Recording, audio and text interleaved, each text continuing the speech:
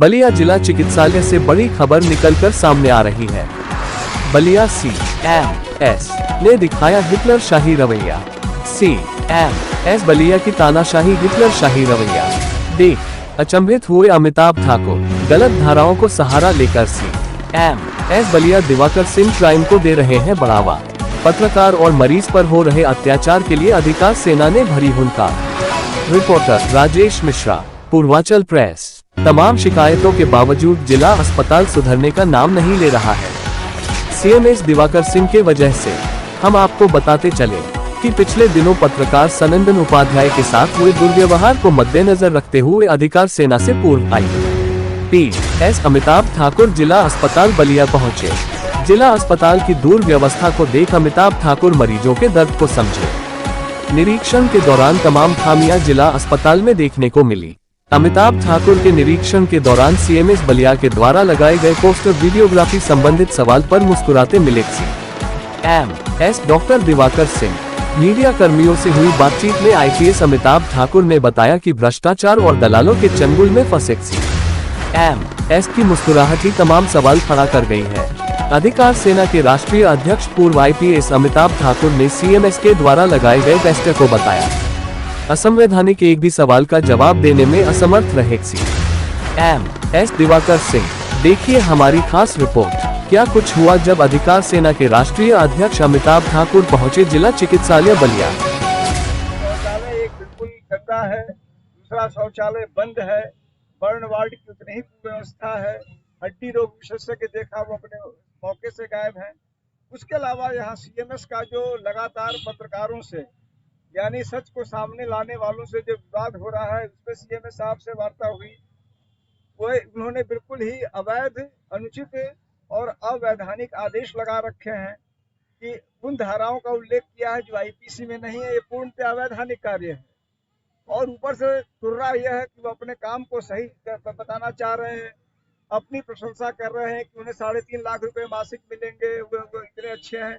यहाँ प्रश्न यह नहीं है कि कितने अच्छे डॉक्टर हैं, प्रश्न यह है कि वो अनावश्यक रूप से पत्रकारों के रास्ते में, उनके वाजिब रास्ते में क्यों कंटक बोना चाहते हैं, क्यों अनावश्यक गतिरोध कर रहे हैं। जहाँ एक और अपने अस्पताल की स्थिति को सुधार नहीं रहे हैं, वहीं वे अनावश्यक रूप से अनुचित आदेश पारित कर रहे हैं। हमारी जो टीम है बलिया की अधिकार सेना की, वह इन मामलों को व्यक्तिगत रूप से देखेगी। हमारी टीम के लिए एक प्रमुख अभियान होगा।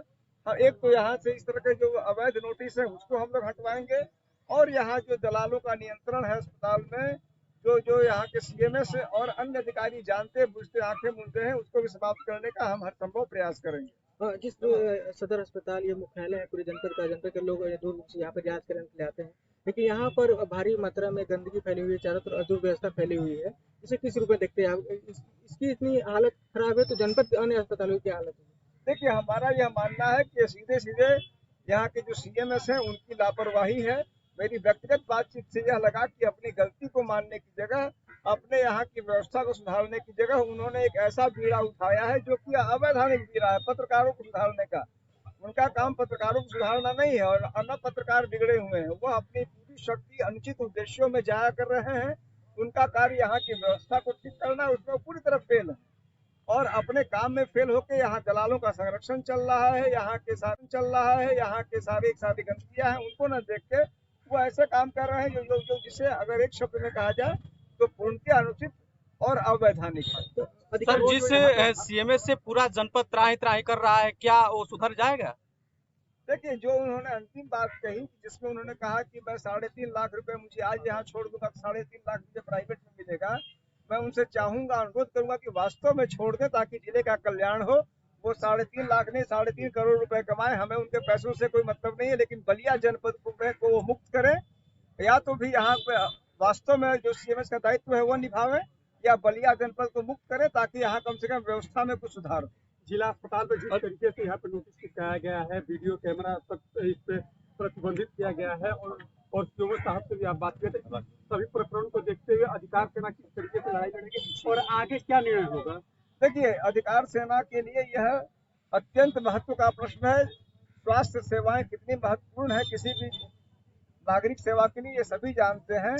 इसमें एक तो पत्रकारों को जानबूझकर रोकने का जो उनका पर्पस है उसको हम लड़ेंगे। ये जो अवैधानिक बोर्ड है, मनोज हंस साहब हैं, हमारे मधुसूदन श्रीवास्तव जी हैं, हमारे अधिवक्ता साथी हैं, हम लोग उनको लीगल नोटिस देंगे।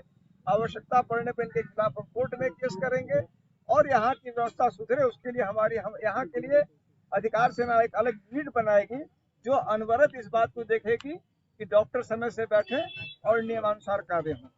और जन औषधि केंद्र में जो दवा उपलब्ध नहीं